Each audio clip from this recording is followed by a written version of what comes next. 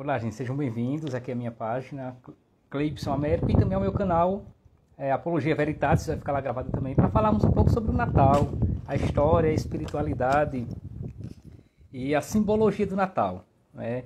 Eu, Cleibson, né, sou professor de História e de Filosofia e vou falar aqui com vocês um pouco sobre essa temática que é tão cara a nós, né, o natalício, né, que é uma festa que marca a tradição cristã, mas também a cultura ocidental como um todo, né? Praticamente, né, o mundo, a sociedade se organiza, né, em torno do Natal. Assim como a igreja se organiza em torno da Páscoa, né, a sociedade, em uma certa medida, né, em um certo sentido, se organiza em torno do Natal. Né? Todos nós esperamos, ansiamos pelo Natal, certo? Então é isso que nós vamos falar nessa noite de hoje. Né? Lembrando que você pode também deixar sua pergunta, deixar seu comentário, deixar seu like, pode partilhar com outras pessoas. Né? Fique super à vontade neste sentido, pode pegar o link, depois colocar lá nas suas redes sociais, enfim. Então sejam muito bem-vindos, certo? A você que está aqui conosco, a você que vai chegar, você que vai escutar no YouTube, quanto também você que vai escutar no Instagram, né? O vídeo vai ficar gravado nas duas redes sociais, tá certo?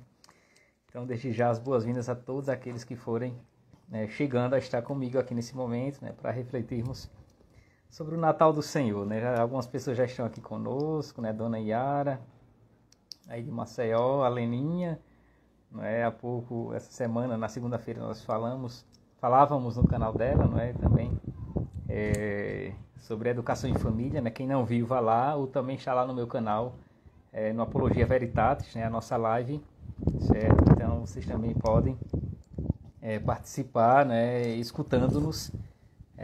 Uma reflexão de dois professores, né? Acerca da educação e da família, tá certo, gente?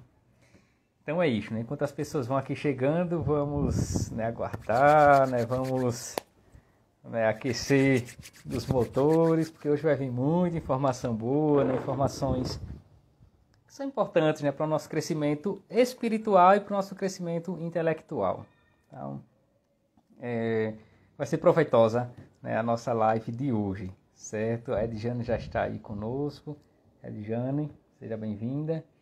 E lembrando que quem estiver aqui pode tocar naqueles coraçõezinhos, que é para expandir um pouco, né, essa live, né, para que outras pessoas vejam, né, seus contatos vejam e possam também aqui participar conosco, certo? A Karine, né, está aí. E aí? Muito bem, gente, muito bem. É uma reflexão muito boa, né? Já estamos aí às vésperas do Natal e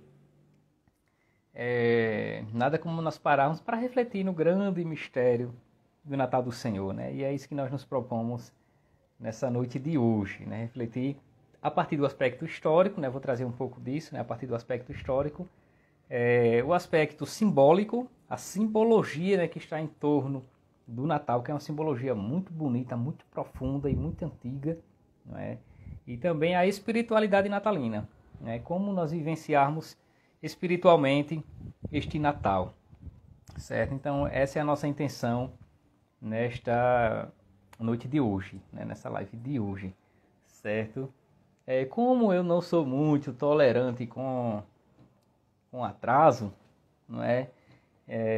Vamos começar, né? Vamos começar. Quem for chegando vai nos acompanhando, né? E 4 minutos que já passamos já é muita coisa, né? 4 minutos são 4 minutos na vida que não volta atrás, né? Então vamos começar nosso momento aqui.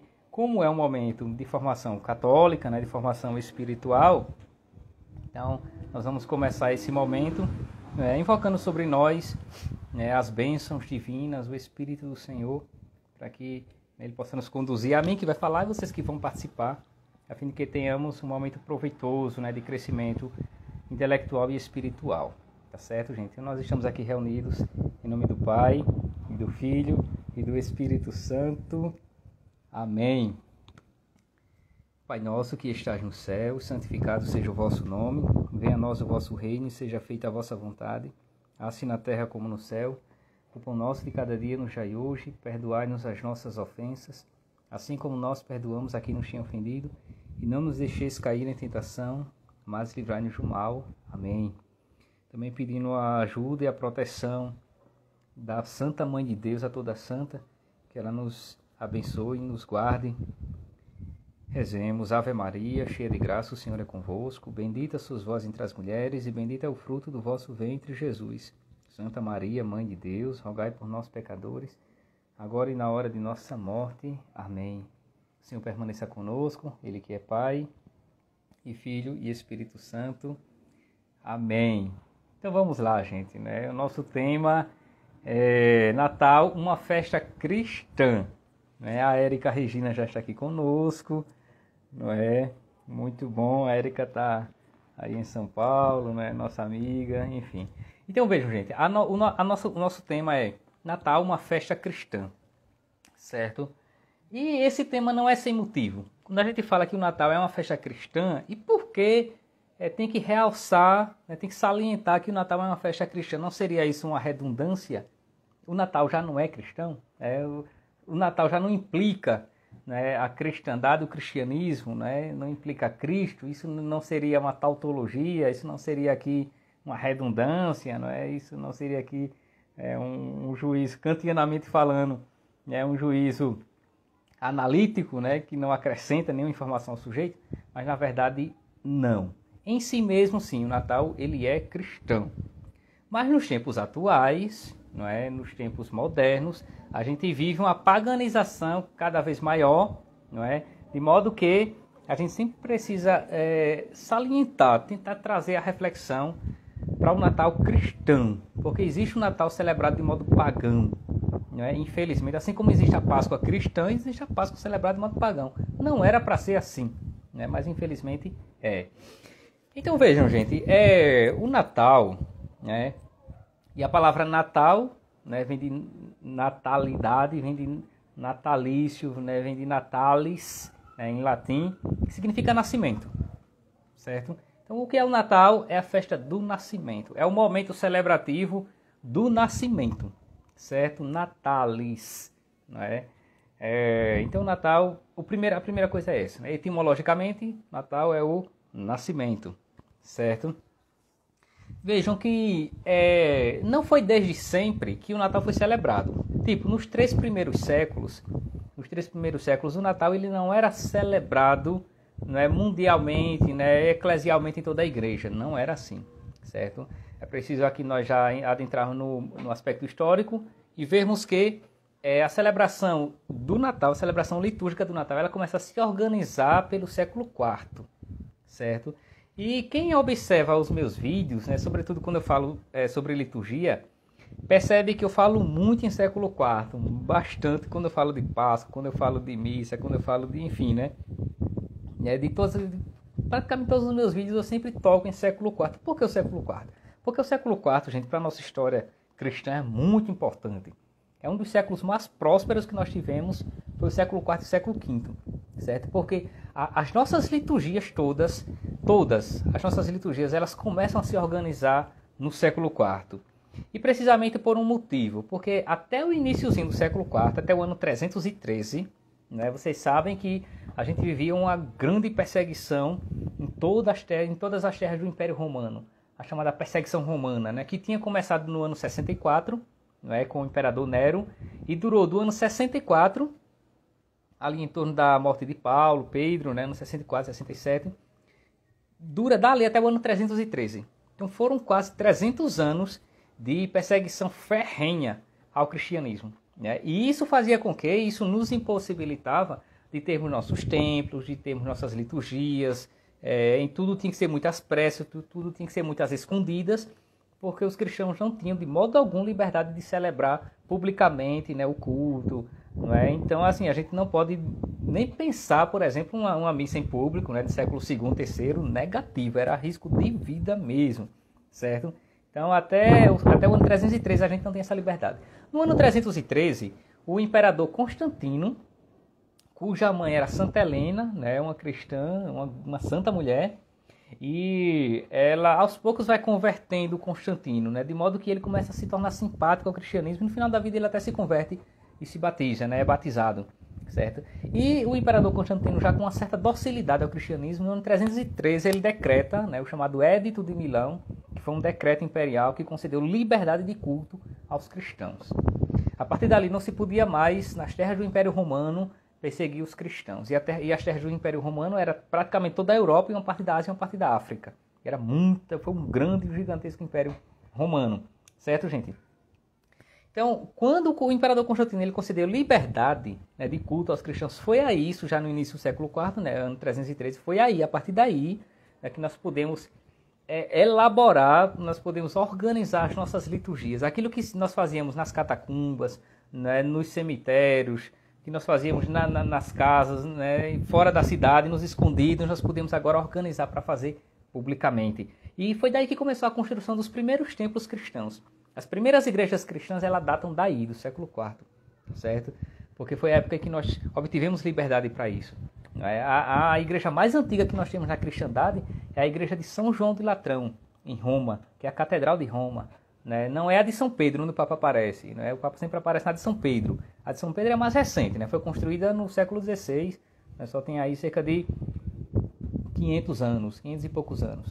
Certo? Mas a de São João do Latrão é a primeira igreja cristã, ela é do século IV. Certo? Então veja, a partir daí nós começamos a organizar a nossa liturgia. E a liturgia do Natal, certo? Ela vai se organizar aí, no século IV. Nós temos alguns testemunhos históricos, né, que datam, né, que dão testemunho de como já era celebrado a festa do Natal. Veja, pelo ano 336, né, nós temos algumas notícias que em Roma já se celebrava anualmente a festa do Natal no dia 25 de dezembro. Pelo ano 336, nós já temos esse testemunho. Na África também já era comum celebrar anualmente a festa do Natal. Quem dá testemunho disto, né, desse acontecimento, é Santo Agostinho. Santo Agostinho, né, talvez vocês devem saber, Santo Agostinho é um santo africano. Né? Santo Agostinho era do norte da África, de Cartago, no norte da África. Certo? Então ele também dá testemunho do Natal celebrado anualmente. Na cidade de Antioquia, isso fica no Oriente Médio, nós temos o testemunho de São João Crisóstomo, também no século IV. Ele dá testemunho da solenidade de Natal celebrada nesta época. Certo? E veja, em Roma ela começou a ser celebrada, não é, essa festa natalina, que na verdade partiu de uma cristianização de uma festa pagã. Havia uma festa em Roma no século IV chamada festa, né, do Natalis Solis Invicti, ou seja, o Natal do Sol Invicto, ou o nascimento do Sol Invicto. Era uma festa em que os pagãos eles cultuavam o Deus Sol. Não é? E por que exatamente no dia 25 de dezembro? Porque a 25 de dezembro, né, no hemisfério norte acontece o chamado solstício de inverno, né, porque está no inverno rigoroso e ali começa a passar para lá na frente em massa a adentrar na primavera. No dia 25 de dezembro é o dia em que no hemisfério norte o sol mais brilha, certo? É o dia em que o sol tem uma duração maior, não é, no horizonte. E os pagãos, né, viam nisso um sinal da divindade. É a divindade, o sol invicto, né, que ele vai trazer bons tempos.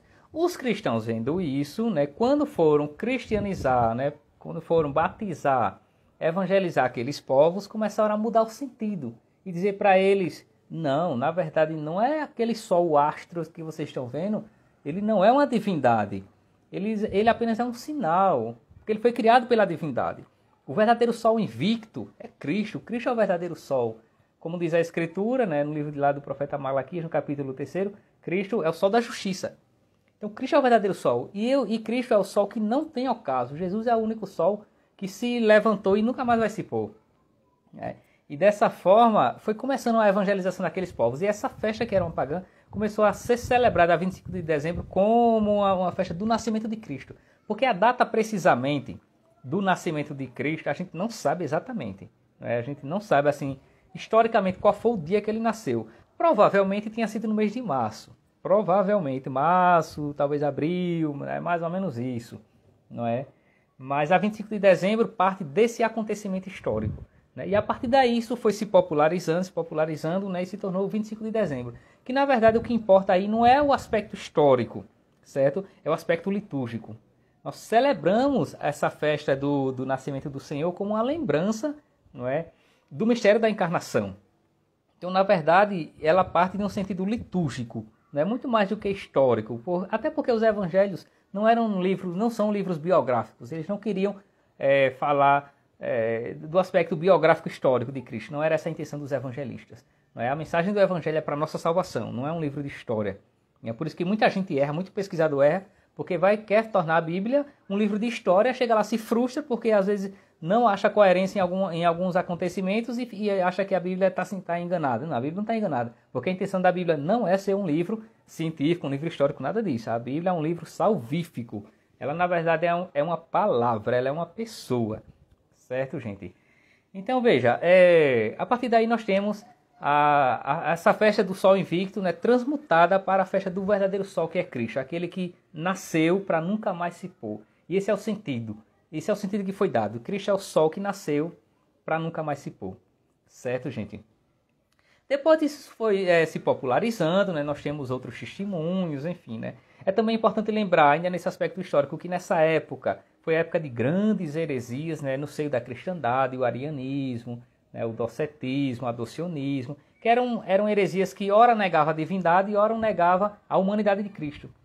Né? E é por isso que vai haver os primeiros concílios da igreja, né? Concílio, quem não sabe, quem não lembra, é uma reunião do Papa com os bispos. Né? Então veja, vai haver os primeiros concílios da igreja, né? O concílio de Nicéia, no ano 325, né? Na cidade de Nicéia, depois o concílio de Constantinopla, na cidade de Constantinopla, depois o concílio de Calcedônio, de Éfeso, enfim, né, em que vai reafirmar a dupla natureza de Cristo. Né? Ele é verdadeiramente homem, ele é verdadeiramente Deus. Assim como nós rezamos no credo niceno-constantinopolitano. Né? E o nome do credo ficou conhecido como niceno-constantinopolitano porque ele aconteceu, né, no concílio de Nicéia e no concílio de Constantinopla. Certo, gente? E por isso que ele é bem detalhadozinho, porque ali era uma forma de explicar, não é, contra as heresias, a natureza divina e humana de Cristo. E é por isso que nós dizemos, creio em um só Deus, Pai Todo-Poderoso, né, Criador do céu e da terra, de todas as coisas visíveis e invisíveis. Creio em um só Senhor Jesus Cristo, Filho unigênito do Pai, de Deus, nascido do Pai antes de todos os séculos. E aí vem Deus de Deus, luz da luz, Deus verdadeiro de Deus verdadeiro, gerado, não criado, consubstancial ao Pai. Né, por ele todas as coisas foram feitas, enfim, vai explicando. Certo, gente? Então é assim que vai começar a liturgia do Natal, não é? E além dessa cristianização, né, dessa evangelização dos povos, também teve, né, como foco ali o combate às heresias que negavam ora a humanidade, ora a divindade de Cristo. E quando vem instituir uma festa, não é, para salientar a humanidade de Cristo, que ele é verdadeiramente humano, sim, né, porque ele nasceu da Virgem Maria e ele é simultaneamente verdadeiramente Deus, não é? E a festa do Natal ela vem também, né, para testificar, para corroborar essa verdade da nossa fé. Certo, gente? Aproveito aqui para dar mais uma boa noite. A Edja, né, já está aí conosco. Né, o Marcos, o Edinaldo, meu primo lá de São Paulo, está aí. Né, sejam todos bem-vindos. Não esqueçam de tocar nesses coraçõezinhos, né, para expandir essa live, para que outras pessoas venham cá participar conosco. Vou tentar deixar gravado para que, né, quem perdeu, depois quiser, possa reassistir. Enfim, certo? Também, gente, vocês podem ir deixando perguntas. Se quiserem também deixar perguntas, né, ao longo do que eu for falando, podem ir deixando. E à medida que me for permitido aqui, eu vou respondendo para vocês. Tá certo? Bom, deixa eu só me controlar aqui em termos de tempo, para eu não me ultrapassar. Então veja, o aspecto histórico da origem das festas natalinas é esta, né? É isso que eu falei para vocês, certo? Agora, o aspecto espiritual, né, que é aquele que nós partimos das Sagradas Escrituras, né, e ele é o fundamental, porque tudo parte dele, nós encontramos nas narrações dos evangelhos acerca do nascimento de Cristo. Certo? Nós temos, por exemplo, o Evangelho segundo Mateus e o Evangelho segundo Lucas, são os que mais detalham, né, momentos da infância, do nascimento e da infância de Cristo. Marcos, né, já começa com Jesus ali praticamente na vida adulta. Né? Se você for ver a narrativa do Evangelho segundo Marcos, como a intenção de Marcos era outra, né, então ele já começa ali com a pregação de João Batista, né, e o batismo de Jesus, enfim. João também já vai ter uma outra preocupação. Agora, Lucas e Mateus, eles vão ter uma preocupação de narrar os primeiros momentos da vida de Cristo. Certo? Então, vejam, no Evangelho segundo Mateus, tanto Mateus quanto Lucas, no capítulo 2, é onde nós encontramos as fontes bíblicas para o nascimento. Certo? Vejam, no capítulo 2, não é, do Evangelho segundo Mateus, começa a narrativa, né, dos magos, né, aqueles magos que vêm lá do Oriente, né, das terras ali onde hoje fica, da Mesopotâmia, onde hoje ficam ali mais ou menos Irã e Iraque. Eles vieram dali, não é? E eles vieram guiados por uma estrela. Eles eram astrólogos, né? E a estrela, ela vai conduzindo eles, porque eles tinham tido uma revelação de que na cidade de Belém, na cidade de Davi, né, chamada Belém, ali teria nascido o Rei dos Reis, né, o Senhor dos Senhores. E aí eles vão. E eram 3 pagãos. Provavelmente eram 3, né? Nós dizemos que eram 3 porque eles trouxeram 3 presentes. Então a gente pressupõe que cada um entregou um. Mas a Bíblia mesmo não afirma que eram 3 reis magos, né? Isso aí é a tradição, nós que dizemos isso na tradição. Na tradição, inclusive, nós damos até um nome para eles, né? O Gaspar, o Baltazar e o Belchior, certo? Então, veja, no capítulo 2 começa a narrativa, né? Segundo Mateus, né? Tendo Jesus nascido em Belém, na Judéia, no tempo do rei Herodes, chegaram a Jerusalém, né, uns magos vindos do Oriente e perguntaram: onde está o rei, né, dos judeus que acaba de nascer? Nós vimos a sua estrela no Oriente e viemos adorá-lo. Veja, essa estrela que os magos veem, né, isso aí é um dos símbolos do Natal que vai estar presente na árvore de Natal. Veja, na árvore de Natal está lá a estrelinha, né, lá no topo da árvore, para simbolizar, né, de fato, aquela estrela que guiou até onde estava Cristo. E como a árvore de Natal, e depois eu vou falar um pouco mais sobre isso, como a árvore de Natal ela é um símbolo de Cristo, né, ali está a estrela que indicava para os magos onde o Cristo estava. Assim também como para nós hoje, né? A estrela está no topo da árvore para nos indicar que o Cristo, né, a verdadeira árvore da vida, está ali, certo? E aí segue a narrativa, né, a partir do versículo 9, não é, diz, né, Mateus diz: depois de ter ouvido o rei, né, os magos puseram-se a caminho, e a estrela que tinham visto no Oriente ia diante deles, até que, chegando ao lugar onde estava o menino, a estrela parou. Ao ver a estrela, sentiram uma imensa alegria, e entrando na casa viram o menino com Maria, a sua mãe, né? E prostrando-se adoraram-no, e abriram os cofres, ofereceram-lhe presentes, o ouro, o incenso e a mirra, né? E vejam que isso aqui tem toda uma simbologia também, né? Porque o fato deles entregarem ouro é para significar a realeza do menino, né? O ouro é devido ao rei. Aquele menino que nasceu, ele é rei, ele nasceu para ser rei, certo? Ofereceram-lhe também o incenso. O incenso se oferece à divindade.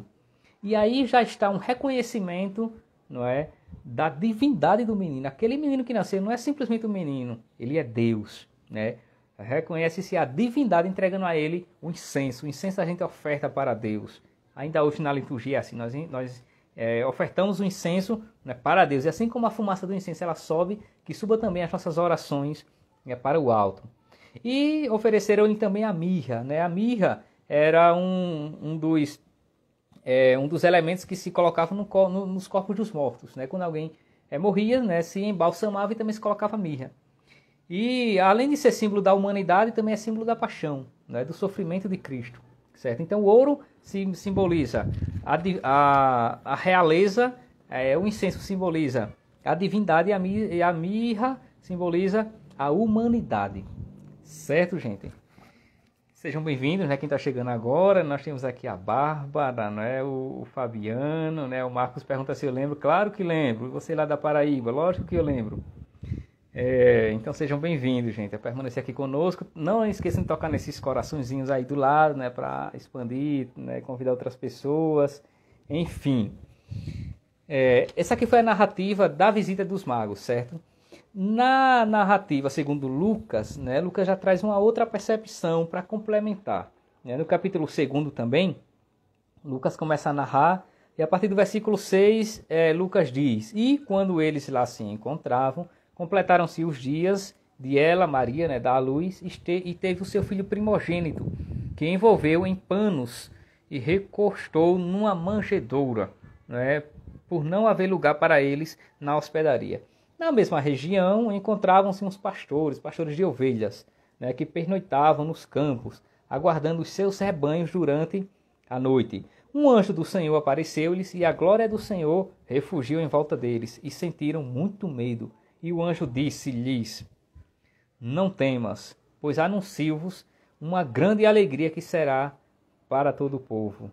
Hoje, na cidade de Davi, nasceu-vos um Salvador, que é o Messias, o Cristo Senhor.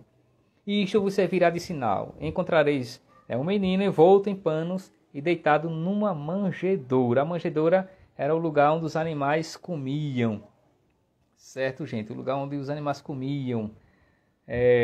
A Val está aí conosco também, não é?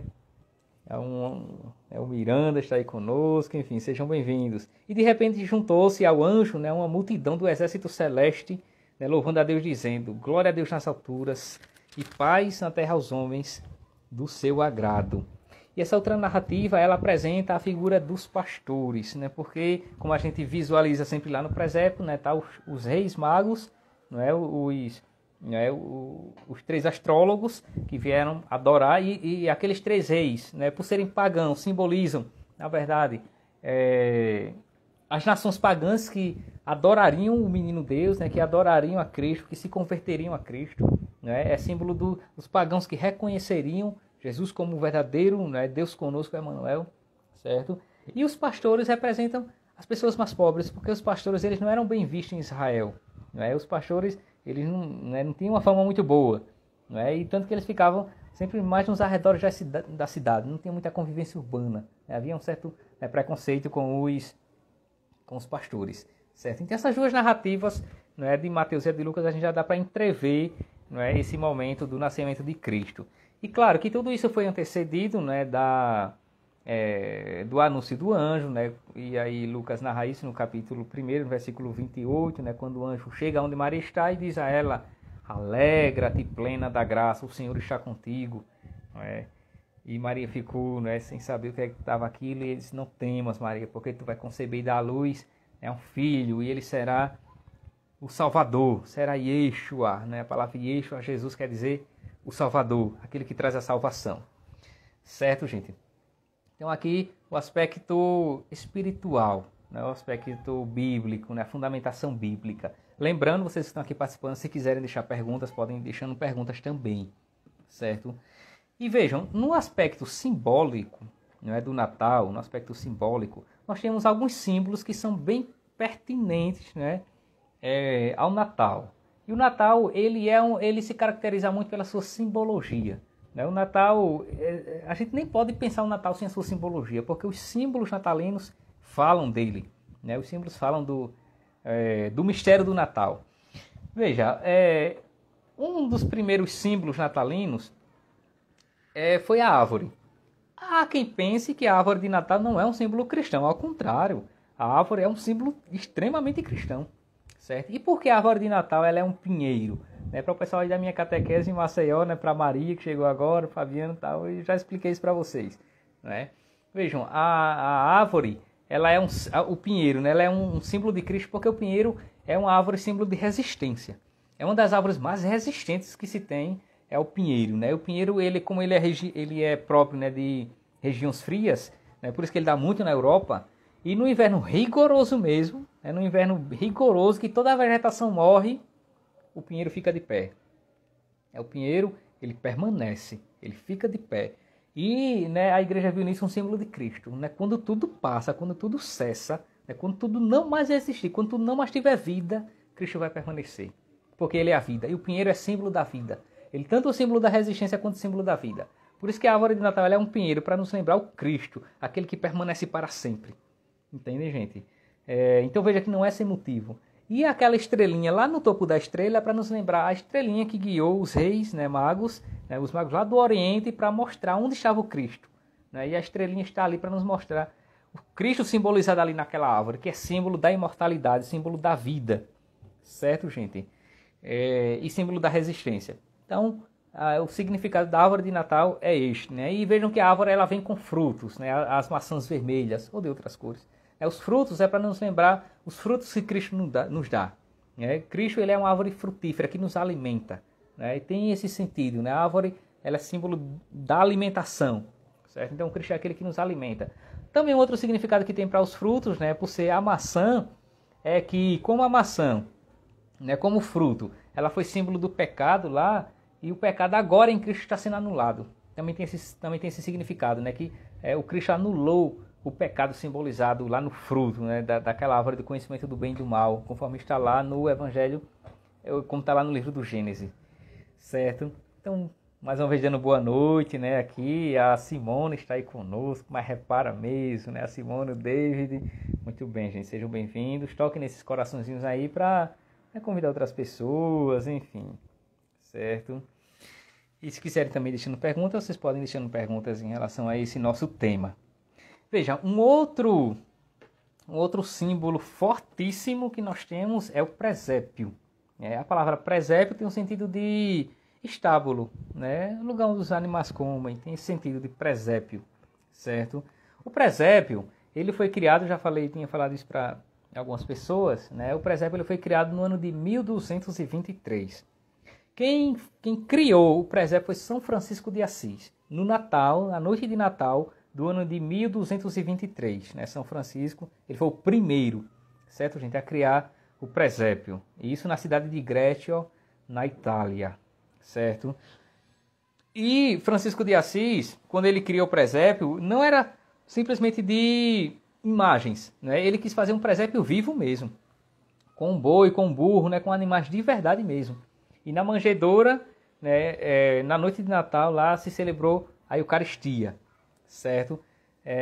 Esse costume, aí Francisco de Assis cria isso, depois isso começa a se popularizar pela Europa toda, até se expandir para o mundo todo, né? E desde 1223 que nós temos essa tradição do presépio, né? Porque o presépio, ele lembra, né, visivelmente, materialmente, a cena do nascimento de Cristo, né? O mistério da encarnação, certo?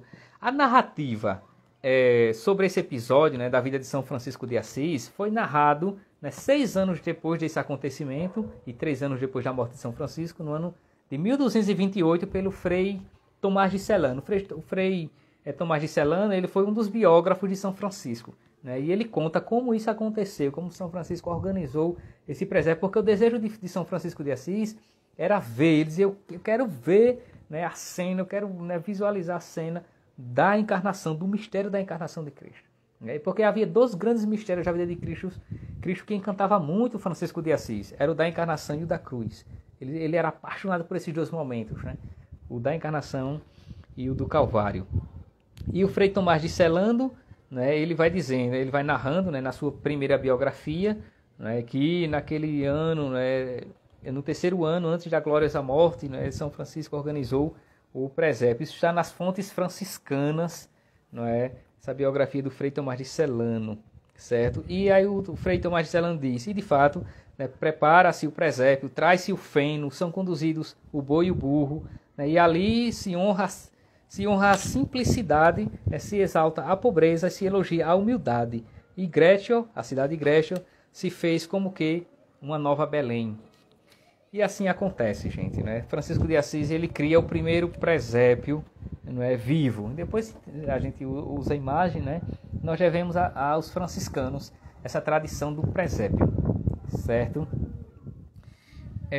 Um outro símbolo que nós temos, não é o símbolo de São Nicolau. Não é? São Nicolau foi um bispo, certo, da Turquia do século IV, que era um bispo, né, que tinha uma barba, né, longa, né, dizem que ele tinha uma barriga grande também, e que ele era muito bondoso, muito caridoso, ele ajudava muitas pessoas mais pobres e as crianças pobres, né? E ele sempre pegava brinquedos, né, e sempre pegava alimentos, né, enfim, donativos para levar para as pessoas mais pobres, certo? Doações, né, e colocava no saco e ia levar nas casas das pessoas, né, nas noites. Inclusive na noite de Natal ele fazia isso, certo? Isso é a figura de São Nicolau, é um bispo católico, né, do século IV, certo? Entretanto, essa figura cristã de São Nicolau, ela foi sendo substituída, não é, por uma invenção capitalista, uma invenção consumista, não é, de uma figura chamada de Papai Noel. Né, que é uma papagaiada essa história de Papai Noel, certo, gente? O Papai Noel é uma transmutação, é uma desfiguração, na verdade, né, do bom velhinho que era São Nicolau. E o que aconteceu? A sociedade, cada vez mais paganizada, ela tira os ornamentos cristãos de São Nicolau e começa a formar essa figura do Papai Noel. Tira a mitra, né, você vê que o bispo tem aquela mitra, né, aquele chapéuzão assim. Então tiram a mitra, colocam aquele gorrinho, certo? Tiram o báculo dele, né, o cajado do bispo, né? Tiram as vestes episcopais, né, as vestes, né, tá lá, a veste do bispo, e coloca aquela vestimenta que ele tem hoje, né? Enfim, vai tirando os símbolos cristãos e vai se tornando uma figura folclórica apenas, não é? De modo que aí também muda totalmente o nome, né? De modo que você olha para o Papai Noel, você não lembra mais de uma figura cristã, certo? Mas o Papai Noel é sim, né? Ele é uma desfiguração da figura cristã de São Nicolau, certo? E vejam que as vestes de São Nicolau não eram vermelhas. Por que a veste do Papai Noel é vermelha? Não sei se alguém já se perguntou sobre isso, né? Mas a veste do Papai Noel é vermelha porque quem fez propaganda dessa figura folclórica foi a Coca-Cola. Isso pela década de 20, 1920, 1930. A Coca-Cola se apossou dessa descristianização, dessa transmutação, dessa desfiguração, colocou as suas cores, pode observar que as cores do Papai Noel são as cores da Coca-Cola, certo? E aí começou a fazer propaganda, né? E aí pegou, o mundo todo adotou, né? De modo que hoje acabou se tornando, né, para a sociedade paganizada, um símbolo do Natal. Mas o Papai Noel não tem nada a ver com o cristianismo. E eu até aconselho a todos aqueles que estão aqui me escutando e aqueles que vierem a escutar nessa live, que se você tiver Papai Noel na sua casa, não é nem para dar a ninguém, é para você pegar e jogue fora, você queime. Isso é uma figura pagã, certo? Isso é uma das formas de apagar os sinais cristãos do Natal, certo? É uma figura de tirar o sentido cristão do Natal e colocar um sentido apenas consumista, certo? Então, eu acho que, tipo, o pessoal que está me acompanhando aqui da minha catequese, eu não acho que nenhum de vocês tenha Papai Noel na sua casa, né? Mas se você tiver, né, por Nossa Senhora, você joga esse negócio fora. Porque se eu chegar na casa de vocês, eu ver um Papai Noel, eu arranco e jogo fora, viu? É pecado grave, não pode. Porque isso é uma paganização, gente. Isso é uma paganização do sentido cristão. Que os pagãos façam isso, nós não temos nada a ver.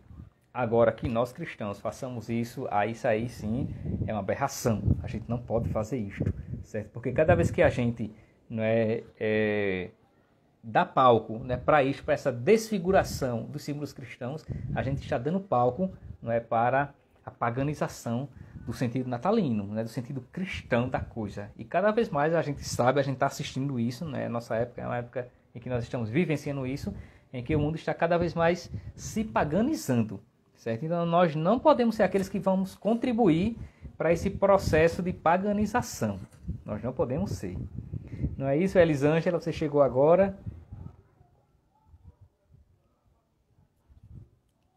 Então fica aí a dica, viu, gente? Quem tiver Papai Noel, jogue fora. Não é nem para dar, porque o que não presta a gente não dá. Jogue fora. Depois, e muito menos colocar ele na árvore de Natal, né? Não dá. Depois, a ceia de Natal. A ceia de Natal também é um símbolo cristão, né? Esse costume de ceia de Natal, ele é bem antiquíssimo, certo? Ele é bem antiquíssimo. A Érica deixa aqui um comentário bem interessante, né? Tudo que os cristãos fizeram no passado para introduzir os símbolos de Cristo naquela época, os pagãos fizeram o desserviço de introduzir no mundo essas coisas. E isso é verdade, Érica, Regina, isso é verdade, né? O que as nossas gerações passadas, né, eles sofreram para cristianizar a sociedade, para implantar, né, os valores do Evangelho. Hoje nós vemos esse desserviço, não é, cada vez mais, e pior, esse desserviço às vezes até com contribuição de cristãos, né, para dessacralizar, né, para descristianizar a nossa sociedade, né? E a gente, lógico que a gente vai sofrer as consequências disso, quando a gente tira, né, as referências religiosas divinas da vida social. É óbvio que a conta vai chegar, né? É óbvio que a gente vai pagar e vai sofrer as consequências disso, né? Uma sociedade sem Deus, não é o que a gente está caminhando, é uma sociedade cada vez mais sem Deus. E veja que não está sendo boa a experiência para ninguém, né? Para ninguém. Como dizia um filósofo, que não era cristão, né? Ele era até meio avesso ao cristianismo, Voltaire, dizia, olha, se Deus não existisse, a gente teria que criá-lo, porque uma sociedade sem Deus não dá certo não, né? E não dá mesmo não, certo, gente? Então não sejamos nós a contribuir para a paganização das festas cristãs. Assim como, por exemplo, a Páscoa. A Páscoa é uma festa cristã, não é? Mas aí o que foi que o paganismo fez? Começou a transmutar, começou a desfigurar. Ao invés de se falar do mistério da morte e da ressurreição do Senhor, né, e colocar isso como a simbologia principal, né, o significado espiritual principal, né, começou, em nome do consumo, não é, a introduzir coisas que não tem nada a ver. Por exemplo, chocolate. Ovo de chocolate não tem nada a ver com o Natal. Ou com a Páscoa. Nada, nada, nada. O coelhinho até tem, porque o coelhinho é símbolo da fertilidade, da fecundidade. Isso lembra a igreja. O coelhinho ele lembra a fecundidade da igreja. Né, que na noite de Páscoa ela gera milhares de filhos, né, quando batiza na noite pascal. Mas o ovo não, porque o coelho não bota ovo. Então não tem nada a ver uma coisa com a outra. Certo? Isso ali é uma forma apenas consumista, né, capitalista. E com isso vai se desfigurando o sentido cristão da coisa. E é isso que também fazem com o Natal. Então, gente, não sejamos nós a contribuir com isso, certo? E voltando para a questão da ceia, né? Lembrando que quem quiser deixar perguntas assim como a Érica ou comentários, podem também deixar, certo, gente? Veja, a ceia de Natal, ela é um costume antiquíssimo, não é? Isso é generalizado. Costume de também comer peru, né? O peru também acaba tendo sentido, né, de fartura. Esse costume ele surgiu pelo século XVI, né, lá no norte dos Estados Unidos, né, depois vai se espalhar para o mundo esse costume de comer o peru, né, e lá se começou esse costume a partir do chamado Dia de Ação de Graças, que era um dia, né, que se rendia graças a Deus pelas colheitas, né, enfim, pelas farturas do ano, né, e pedindo também bênçãos para o ano vindouro. E a partir daí começou esse costume de comer o peru. Por isso que até hoje nós comemos o peru e às vezes a gente se pergunta por quê que Natal está ligado a peru, né? Isso é um costume que lá surge nos Estados Unidos no século XVI, isto, não é? O peru como símbolo da fartura, certo? Aqui no Brasil isso se popularizou mais a partir de 1975, quando a Sadia, não é, começa a fazer propaganda disto, não é, a fazer essa coligação entre o peru e o Natal, né? E isso foi ficando tão no imaginário de todo mundo que hoje a gente, né, já faz essa correlação entre peru e Natal, né? Em si não tem muito a ver, mas a ceia de Natal, sim, ela tem a ver porque ela tem um sentido também espiritual, né, de encontro, né, de encontro em torno do mistério da encarnação, enfim, tem esse sentido, certo, gente? Bom, então sobre a história foi aquilo que nós já vimos na primeira parte, né? Quem não viu vai ficar gravado, né, tanto aqui no Instagram quanto lá no YouTube, né? Quiser depois pode dar uma olhadinha, certo? A parte espiritual, né, a parte escriturística, aquilo que nós encontramos nas Sagradas Escrituras, e a parte simbólica agora, por último, certo? Então, sobre o Natal, que é uma festa cristã, e não deixemos que ela seja paganizada, é mais ou menos isto, certo? E o pernil também, Elisângela. Inclusive, esse costume de comer o pernil, ele começa nos Estados Unidos, não é? Começa lá como símbolo da fartura mesmo, essa mesma simbologia que está em torno do peru do Natal. São coisas muito boas, né? Que essas tradições a gente pode conservar. Quem não gostar do peru faz outra coisa, mas que é importante que a família se reúna nessa data, não é? E se reúna com o sentido cristão. Não deixem de fazer orações, né? Não deixem de fazer uma oração com a família, né? Agradecendo a Deus pelo ano, né? E pedindo bênçãos para o ano seguinte. Esse ano que foi tão difícil para todos nós, né? E apesar dos pesares todinhos, né? Nós temos que pedir as bênçãos de Deus para o próximo ano, agradecer por este ano, apesar dos pesares todinhos, e pedir bênçãos para que no próximo ano nós possamos ter, não é, individualmente e coletivamente, né, um ano melhor, um ano de paz, um ano de esperança para todos. Certo, gente? Então é isto. Mas se não tiverem perguntas, eu já vou para os meus finalmente, né, já desejando a vocês aqui que me acompanharam neste momento, né, nesse vídeo, que vai ficar no meu canal lá, o Apologia Veritatis, como também no Instagram, né, Prof. Clay Américo. Vai ficar gravado, certo? Desejo a vocês todos que virem, né, essa live, esse vídeo, um Feliz Natal, né, um abençoado ano novo para vocês todos. Que o Menino Jesus possa, de fato, estar em nossas vidas e nossas famílias, e que nós sejamos, né, portadores da mensagem cristã e de uma recristianização das nossas famílias, que estão cada vez mais se distanciando de Deus e se paganizando por isto. Tá certo? Então é isso, não é? Eu já disse tudo que eu tinha para dizer, não é? Se não tiverem perguntas, eu já vou terminando e desejando para vocês, né, muita paz e muita bênção. Não é? Dando um abraço aqui a vocês que acompanharam, a Elisângela, a Dona Yara, né, a Érica, a Maria, o Fabiano, o Marcos, né, o Miranda, a Simone, enfim, outras pessoas que eu estou aqui lembrado, né? Desejo para vocês todos, né, muita paz e muita bênção. A Bárbara, eu esqueci dela, pronto. Tá certo, gente? Então um grande abraço, fiquem com Deus. Um Feliz Natal para vocês, né? E o pessoal daí de Maceió, em breve nos veremos, estarei por aí. Tá certo? Fiquem em paz. Tchau, tchau.